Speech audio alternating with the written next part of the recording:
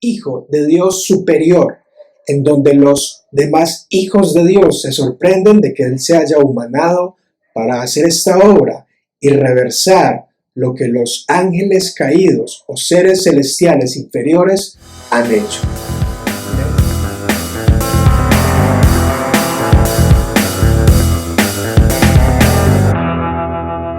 El reino invisible. ¿Has escuchado esa expresión? Estoy seguro que para la mayoría de los cristianos hay un reino invisible, es decir, lo material no es lo único que existe. De ahí la máxima esperanza del cristianismo, el cual es el cielo, que en ocasiones, siendo malentendido, se imaginan a las personas luego de muertas en el cielo, flotando sobre nubes y tocando arpas. Pero eso está muy lejos de la verdad. El día de hoy estaremos hablando acerca de el libro del Reino Invisible por el doctor Michael Heiser. Soy Anderson Ocampo y bienvenido a un nuevo episodio de Cosmovisión. Primero que todo, ¿has escuchado acerca de Michael Heiser? Estoy seguro que algunos académicos y apasionados por estos temas lo han escuchado. Para aquellos que no lo conocen, Michael Heiser es un erudito, experto en lenguas antiguas y fue un empleado de la empresa Logos, la cual ha creado un software de estudio bíblico. Lamentablemente el Dr. Heiser ha pasado de este mundo a estar en la presencia del Señor, no obstante su trabajo es muy valioso. Michael Heiser cuenta que en una ocasión estaba buscando una iglesia junto con su familia y de repente el predicador llevaba una serie expositiva de mensajes y casualmente o providencialmente se encuentra con el episodio de Pedro donde dice que Jesucristo bajó y predicó a los espíritus encarcelados. Heiser ya estaba enganchado en el tema y tenía curiosidad. ¿Qué va a enseñar este predicador? Voy a ver qué óptica va a ofrecer. Para su sorpresa, el predicador dijo: este pasaje es demasiado complejo, vamos a saltar al que sigue. Eso fue una completa decepción para Heiser, quien desde sus estudios universitarios tenía esa sensación acerca del tema, un hombre que hizo doctorados y todos los estudios que uno se puede imaginar. En otra ocasión, Heiser cuenta que estaba hablando con un compañero y le impactó el Salmo número 82.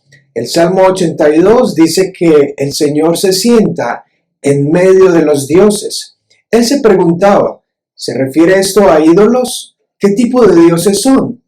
Y si la palabra Elohim es la misma que se utiliza en dos veces, ¿cómo entender esto? ¿Existen otros dioses, Elohim? De esto se trata entonces el estudio y los libros que él logró escribir al respecto.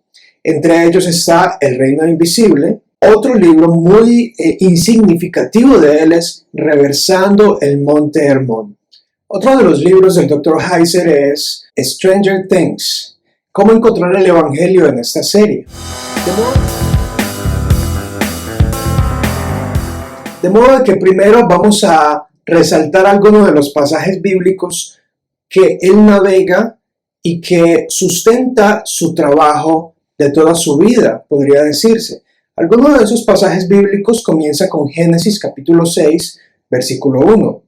Este versículo tan antiguo, escrito por Moisés, que dice que los hijos de Dios dieron a las hijas de los hombres y posteriormente salieron gigantes, tuvieron gigantes. Es un texto bastante difícil de comprender y bastante debatido. Otro pasaje bíblico es el Salmo número 82, en donde dice que Dios se sienta o juzga en medio de la reunión de los dioses. Otro pasaje difícil, por supuesto, es el de Pedro, en donde dice que el Señor, después de su obra en la tierra y de su muerte, desciende y le predica a los espíritus encarcelados. Algunas preguntas que podemos hacernos en relación a la obra de Heiser y lo que la Biblia dice literalmente son estas preguntas. ¿Qué son los demonios o quiénes son? ¿Cómo eran antes? ¿Son ángeles caídos o son el producto de algo más? ¿Tiene Dios un concilio? Una de las argumentos de Michael Heiser o de lo que él profundiza y explora es, desde el Salmo 82 y otros pasajes bíblicos como en Job, entre otros, habla de que si Dios está en medio de la reunión de los dioses, significa que Dios dirige un concilio, una congregación, una especie de senado, por así decirlo. Por supuesto, la pregunta es, ¿necesita Dios de un concilio? Una respuesta a eso sería, Dios no lo necesita, por lo tanto, tiene que estar hablando con alguien más. Lo que ofrece Heiser es muy sencillo. Dios no necesita de un concilio, pero lo tiene. Otra pregunta es, ¿habla Dios con la Trinidad? Por ejemplo, en Génesis cuando dice Dios, hagamos al hombre. O en Génesis, episodio de la Torre de Babel, descendamos y confundamos. ¿Es certero el pasaje al decir de que habla con la Trinidad? ¿Cómo interpretar esos pasajes? ¿Es esto argumento para afirmar de que cuando dice en plural hagamos, descendamos, confundamos, está hablando con ese concilio, con esa reunión de dioses? Y la otra pregunta sería, ¿son esos dioses al mismo nivel suyo o inferiores? ¿Son dioses malignos o dioses benignos? Si son dioses benignos, entonces ¿serán ángeles de algún rango especial o son diferentes a los ángeles? Ahora, la palabra que utiliza Moisés en Génesis 6 expresa los hijos de Dios. Este es otro pasaje muy tremendo. Hay por lo menos 3 interpretaciones fundamentales para explicar quiénes son los hijos de Dios en el Antiguo Testamento.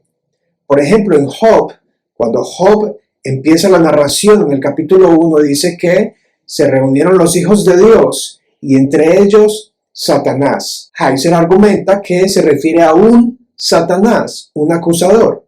Más adelante en el capítulo 39 y 40 dice cuando los hijos de Dios se regocijaban. ¿Quiénes son estos hijos de Dios? ¿Son los ángeles o alguien más? Si son los ángeles significa que Dios tiene una familia en el cielo y una en la tierra. Ahora, volviendo a Génesis 6, hay 3 interpretaciones esenciales. La más tradicional y aceptable dentro de círculos quizás reformados y conservadores es que la expresión hijos de Dios no tiene que ser otra cosa que la descendencia de Set. Recordemos que Caín asesina a Abel y como resultado Dios envía a un reemplazo de la simiente de la mujer, el cual es Set. Por lo tanto, si habrá un conflicto entre las 2 simientes, la de la mujer y la de la serpiente, tiene que ser que los hijos de Dios son los hijos de Set. Pero una buena pregunta podría ser, ¿por qué utiliza esa expresión Moisés específicamente, hijos de Dios? La otra interpretación es que los hijos de Dios no es otra cosa más que reyes o potentados. Incluso el pasaje bíblico de los Salmos, que lo pondré aquí en la pantalla, dice los hijos de los potentados. No obstante, esa traducción se refiere a los hijos de Dios en otras traducciones. Entonces la otra interpretación es que los hijos de Dios son reyes designados por Dios o imperios o monarcas que se enamoran de las hijas de los hombres. La tercera interpretación, la cual es la que defiende Michael Heiser de manera fuerte, es que los hijos de Dios son seres angélicos, son Elohim, dioses inferiores, explicando que la expresión Elohim es un plural que significa dioses y que se utiliza de forma tal vez intercambiable entre Dios y dioses. De manera de que los hijos de Dios, de acuerdo a esta interpretación, que Heiser no es exclusivo de esta interpretación, dice que los hijos de Dios son seres angélicos que, conectados con lo que dice San Pedro, abandonaron su dignidad y decidieron tener intimidad sexual con las hijas de los hombres, es decir, las descendientes de Adán, entre ellos habiendo una mezcla de descendientes de la serpiente y de la mujer. En otras palabras, seres angélicos tienen sexo con mujeres y como resultado nacen los titanes o gigantes. De hecho, la palabra hebrea es gigante. Entonces, esta tercera interpretación aborda el asunto de los demonios.